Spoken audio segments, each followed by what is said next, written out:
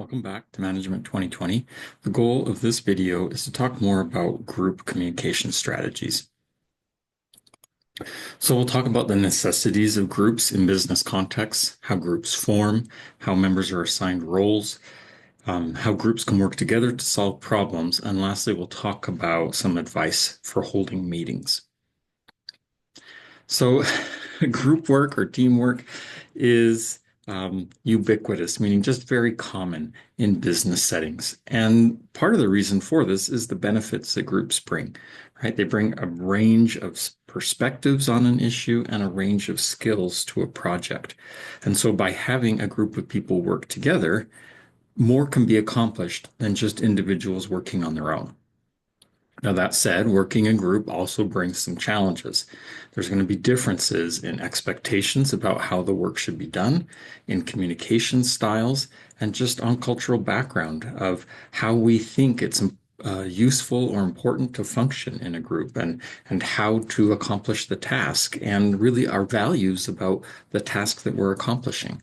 So there's benefits to groups, and in order to get those benefits, we need to be prepared for some of these challenges and then be able to resolve potential conflicts that can come up when we work in groups.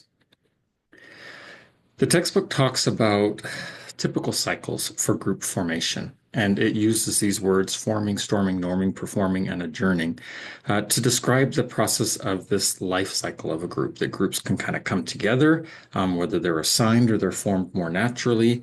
And then there's this sort of the storming process. There's excitement, but also some tension as groups try to figure out how are we going to work together? What is our goals? What are our expectations? And then that leads into essentially the norming, where there's sort of this established pattern where the group understands how they're going to function. And then the majority of work of the group gets done during the performing stage. We hope that this is long and fruitful, but eventually then sometimes groups then adjourn, right?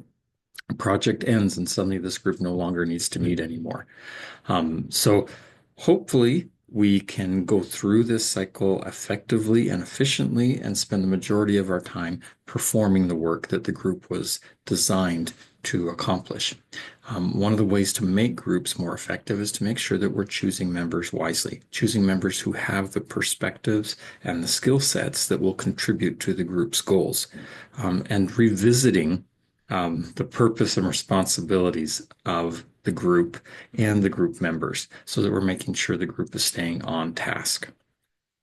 So let's talk a little bit about group member roles. Just as a group can kind of have a cycle, an individual member can have a cycle. Maybe they're added to a group after it's already existing. They're this new member, and it may involve more observation of the group in order to figure out what their role is and how they should conform to the group's norms in order to then perform and contribute. And then eventually group members may leave the group. But there are some common actions that group members might take in a group in order to contribute positively to the group. And some of those, as the textbook described, are initiators, people who ask questions, who start meetings, who get things done. They provide energy into the group and help the group to move forward. Elaborators in a group, these are people who ask questions, clarify things, help the group really understand their purpose and how to implement kind of their purpose.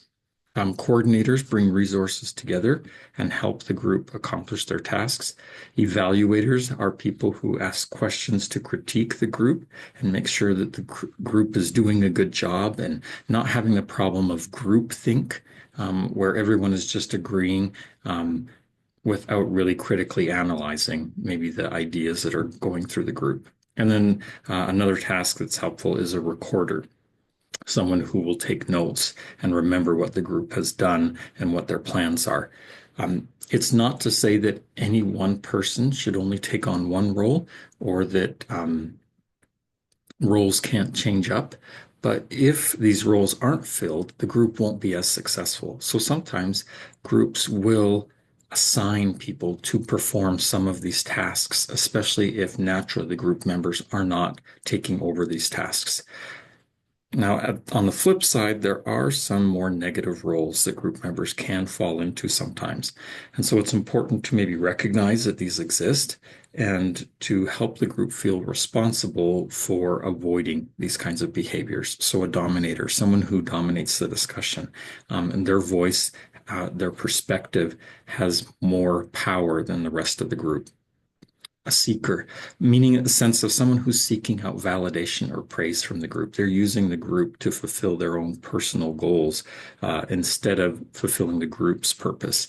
A pleader, someone who has special interests and is really, again, using the group for their personal interests to accomplish things that they want to get accomplished, but are distracting from the group's goal.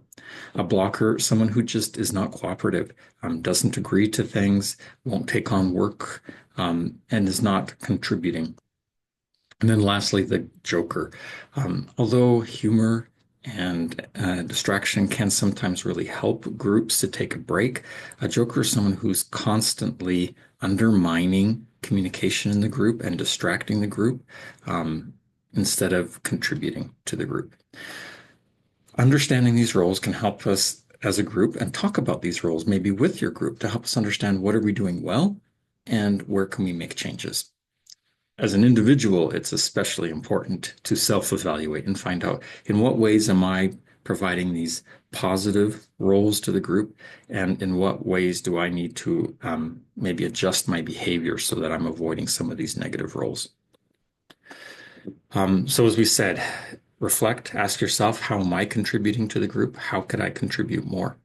And this is a good time to also talk about leadership. So within a group, sometimes there often is a leader or leaders.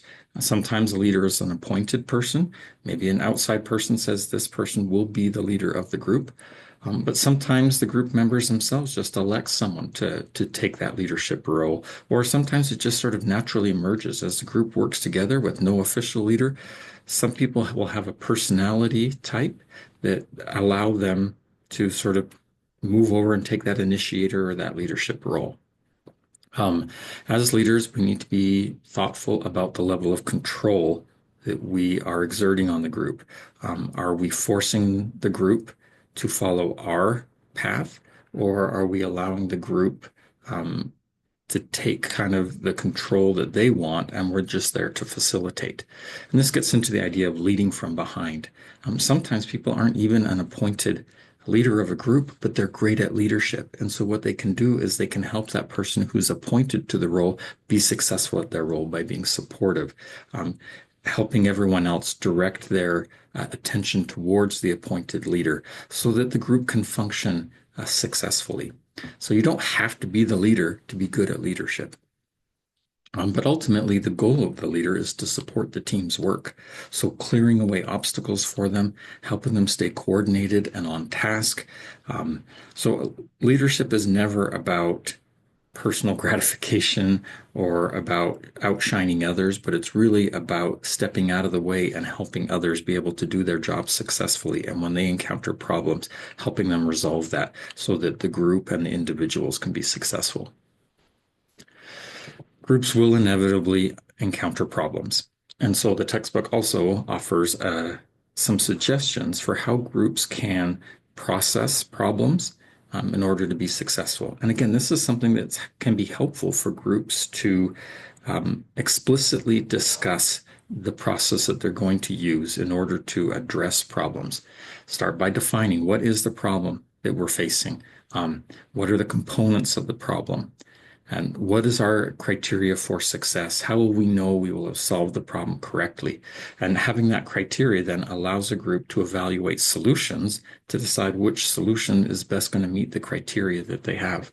And ultimately, then that group needs to decide on a solution, implement that solution, and then follow up and reflect how well did the solution go. Groups that are not good at following a problem-solving process can feel like those groups that spin their wheels and nothing happens. So in other words, they put a lot of time and energy into group meetings, but they don't accomplish much because they probably, as a group, haven't determined a good process for approaching their workload. So being explicit about your process can make groups more successful. Lastly, let's talk about meetings. I'm sure you've all heard the statement that this could have been a meeting. Unfortunately, in the business world, sometimes people feel like they need to meet in order to meet. And I'm certainly not of that philosophy. I've moved into roles where I find out that people are meeting very frequently. And as a leader, I'm like, how often do we really need to meet? What is the goals of our meetings? And if this can be accomplished through an email or another form of communication, let's do that. A meeting generally only needs to happen if there's a need for interaction and discussion. Um, Email doesn't work well for long, extended conversations. Those are better usually in live conversations. But if it's just an announcement, then an email is really effective for that. So, in order to have effective meetings, we need to prepare. We need to have a clear goal. What is the meeting going to accomplish? And then create an agenda that will help us accomplish that goal. So, an agenda is a document that describes the purpose of the meeting and the specific tasks or discussion topics that will take place during the meeting. That should be distributed to all group members prior to the meeting when you send an invite. And scheduling meetings now is so much easier with technology. Everyone within your organization will probably have a calendar. Many people will share their calendars with others. And even if maybe the specifics on the calendar are kept private, like what is that specific meeting, the available times will show up on people's sort of public calendar within the organization so we can know when to schedule a time because all the group members will be free during that time. And so this allows us to then send an email invite to everyone that automatically adds it to their calendar. And then, although technology often should remind people that their calendar has a particular meeting, I found that it works better when I'm leading meetings the day before or the day of. Just send out a reminder to everyone. Send out a reminder of the link to the agenda, which I usually attach to the calendar invite, just so that everyone comes prepared to the meetings.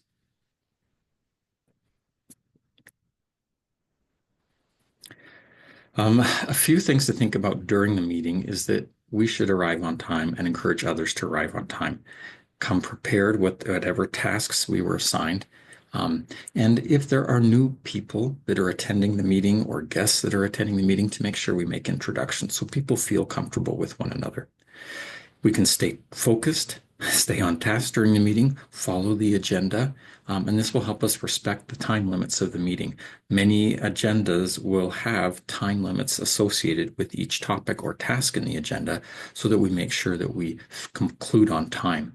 And during the meeting, we should always make sure to communicate professionally. Yes, in meetings, we're going to have conflict and people may disagree, but to do so by talking about ideas and opinions rather than focusing on people and maybe attacking or criticizing people. Lots of meetings nowadays involve technology. So even if it is a face-to-face meeting, there may be shared documents, such as a shared agenda that everyone can not only look at, but maybe contribute to. But especially when we're doing some sort of telecommunications or teleconferencing meeting where we may be using Zoom or another telecommunication software. As a group, we may want to set expectations for how to use that. For example, if you're going to do telephone conference calls, making it clear who all the participants are. And you may need to identify yourself in a telephone conference call when you speak if there are multiple people so that everyone knows who is speaking. If it's a video conferencing call, then setting expectations about whether cameras should be turned on. In most business situations, cameras are expected. But sometimes I interact with people in parts of the world where internet connections are not very strong. And so there's just an understanding, pre-established understanding with some of those participants that they may not be turning on their cameras. But also expectations about should you mute yourself when you're not speaking so that outside sounds don't distract the current speaker. Also setting expectations about should the meeting be recorded? Are people aware of that? So that they know that anything said in that meeting could be viewed at a later time? Or is there a meeting about a sensitive topic and so people don't want the meeting to be recorded? It's becoming more common now that some people will enter meetings and want to use an AI assistant to help take notes during the meeting. And so there should be an established understanding about whether that's appropriate or not, or whether a human person will take notes for the meeting.